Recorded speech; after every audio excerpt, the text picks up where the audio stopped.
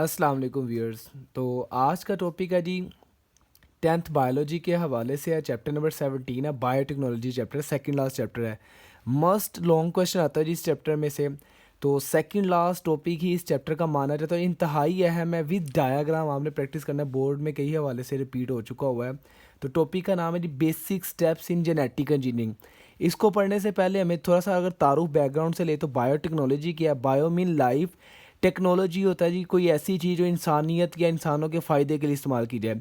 तो जब भी किसी जानदार को या स्पेशली किसी माइक्रो ऑर्गेनिज्म को इंसानों के फ़ायदे के लिए इस्तेमाल किया जाता है, जैसे कि अगर हम दूध से दही बनाना चाहें तो ये बायोटेक्नोलॉजी है। इसी तरह कोई इंसुलिन जीन, जैसे कि इसकी एग्जांपल पढ़ेंगे तो ये भी एक बायोटेक्नोलॉजी है। तो बायोटेक्नोलॉजी की लेटेस्ट प्रोफेशन है, उसके अंदर फर्दर एक लेटेस्ट प्रोफेशन है, दैट इज़ जेनेटिक इंजीनियरिंग। तो जब भी जेनेटिक इंजीनियरिंग की जाती है, पहले पता होना चाहिए जेनेटिक इंजीनियरिंग है क्या। तो जेनेटिक मीन जीन्स है। इंजीनियरिंग का मतलब है हम किसी भी जीन्स को आर्टिफिशियली बना सकते हैं, मॉडिफाई कर सकते हैं, रिपेयर कर सकते हैं, ऐड कर सकते हैं, डिलीट कर सकते हैं किसी भी जानवर के जीनोम में से। तो जब भी हमने सारा स्टेप करने हैं जेनेटिक इंजीनियरिंग के, तो उसको करने के लिए बेसिक स्टेप क्या चाहिए, वो ये 5 स्टेप है। फर्स्ट स्टेप का नाम है जी, ये सीक्वेंस में हम देखेंगे, बहुत अहम है, डायग्राम आपने लाजमी प्रैक्टिस करनी है। Isolation of the gene of interest. मिसाल के तौर पे हम सपोज करना चाहते हैं कि इंसुलिन एक जीन है जो इंसान के अंदर डायबिटीज़ का इलाज कर रही है। ये इंसुलिन हम बनाना चाहते हैं, तो किस तरह स्टेप बाय स्टेप प्रोसीजर से गुजरा जाए और आखिर में जाके हमारी डिज़ायर जीन का बल्क में हमें बहुत ज़्यादा मकदार में मटेरियल का जो है प्रोडक्शन हाउस में प्रोडक्शन मिल जाए। तो सबसे पहला स्टेप है आइसोलेशन, अलहदा करना। जीन ऑफ इंटरेस्ट, मतलब की जीन, अपने मतलब की जीन। तो हमारे मतलब की जीन इस वक्त इस टॉपिक के अंदर वो इंसुलिन की जीन है जो हमें इंसान के किन सेल से, पेंक्रियाज के सेल से मिलेगी। इसके लिए साइंटिस्ट ने क्या किया, कुछ एंजाइम डिज़ाइन किया, उसका नाम है रिस्ट्रिक्शन एंडोन्यूक्लिएज। ये एंजाइम क्या करते हैं, न्यूक्लियस के अंदर जाते हैं, असेस लेते हैं, और जो जीनोम है उसमें से ये हमने डिज़ाइन किए होते हैं आर्टिफिशियली, उसके अंदर से हमारे मतलब की जीन को कट करते हैं। इन्हें हम कहते हैं मॉलिक्यूलर सीजर। ये काटने वाले एंजाइम हैं, ये उस जीनोम के अंदर जाते हैं और हमारी डिज़ायर जीन को कट करते हैं। सपोज ये पूरा जीनोम है, उसमें से पूरे डीएनए में से कोई एक क्रोमोसोम में से कोई एक फ्रेगमेंट है, और उस फ्रैगमेंट में से येलोइश कलर की जो जीन है ये हमारे जीन ऑफ इंटरेस्ट है। तो हमने क्या करना है, इसको कट करना है। तो हम ऐसे एंजाइम डिज़ाइन करेंगे जो सेल के अंदर जाएंगे और इस जीन को कट करने के बाद सेल से बाहर ले आएंगे। तो लेट से जी पहला स्टेप कंप्लीट होता है, तो हमारी जीन ऑफ इंटरेस्ट जो कि इंसुलिन है उस आइसोलेट हो गई है, सेपरेट हो गई है। सेकेंड स्टेप का नाम है insertion of gene into vector.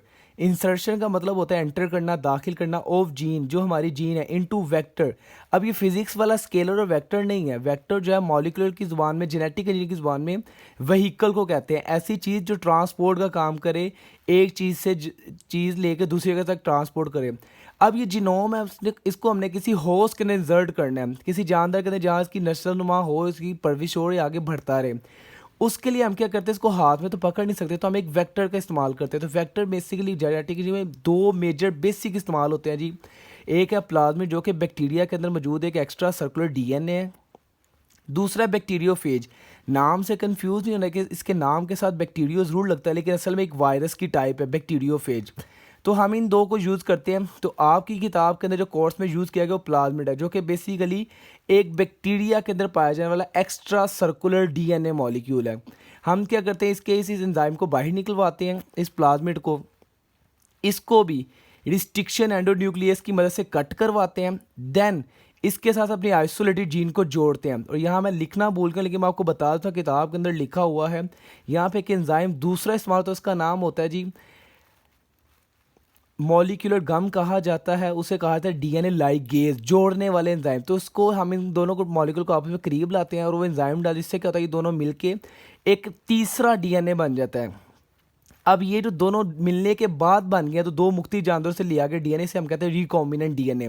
जब ये बन जाता है हमारा सेकंड स्टेप कंप्लीट होता है। इसमें 2 एंजाइम यूज होते हैं, एक है रिस्ट्रिक्शन एंडोन्यूक्लियस काटने वाला, दूसरा है दूसरा एंजाइम है डीएनए लाइगेज जोड़ने वाला, मॉलिक्यूलर गम जोड़ने वाला एंजाइम। देन जब ये रिकॉम्बिनेंट डीएनए बन जाता है, हम क्या करते हैं, इसको आगे ट्रांसफर करते हैं। किस में करेंगे, transfer of recombinant DNA rDNA into host. Host कहते हैं जी मेज़बान को, ऑर्गेनिज्म, ऐसा जानदार जो इस रिकॉम्बिनेंट को रिसीव करे और इसकी परवरिश करे, इसकी देखभाल करे, इसकी तादाद बढ़ाने में हमें नेक्स्ट फ्यूचर में मदद करेगा। अब हमारी एग्जांपल के अंदर जो मोस्ट सूटेबल जो लिया गया है होस्ट वो बैक्टीरिया है। ये वही बैक्टीरिया में जिसमें से हम प्लाज्मिड निकालते हैं, हम मोस्ट सूटेबल होता है कि हम उसी के अंदर वापस ये रिकॉम्बिनेंट डीएनए इंसर्ट कर दें। अब जैसे इसके अंदर रिकॉम्बिनेंट डीएनए इंसर्ट करेंगे तो ये जानदार का जेनेटिक सेटअप पहले की निस्बत बदल जाएगा। इसके बदल जाने की वजह से हम इसे कहते हैं जीएमओ, जेनेटिकली मॉडिफाइड ऑर्गेनिज्म। ऐसा जानदार जिसका जीनोम बदल गया हो उसे कहा जाता है जीएमओ। देन इसको दूसरे लफ्ज़ों में ट्रांसजेनिक ऑर्गेनिज्म भी कहा जा सकता है, ट्रांसजेनिक बैक्टीरियम भी कहा जा सकता है। देन उसके बाद क्या करते हैं, हम इस जीएमओ को किसी ग्रोथ मीडियम में शिफ्ट करते हैं, that is growth of the GMO.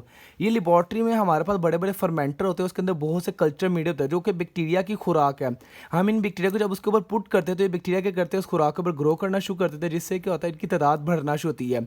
मतलब बैक्टीरिया की खासियत है कि हर 20 मिनट बाद ये बाइनरी फिजन करके 2 में डिवाइड करता है। देन 2 से 4, 4 तो ये 2n स्क्वेयर की पावर से मूव करता रहता है बाइनोमियल एक्सपेंशन से, जिससे क्या होगा 2 से 4, 8, 16, 32 और with in hours, with in जो है 24 या विद इन डेज ये लाखों करोड़ों कॉपीज बनाना शुरू कर देगा।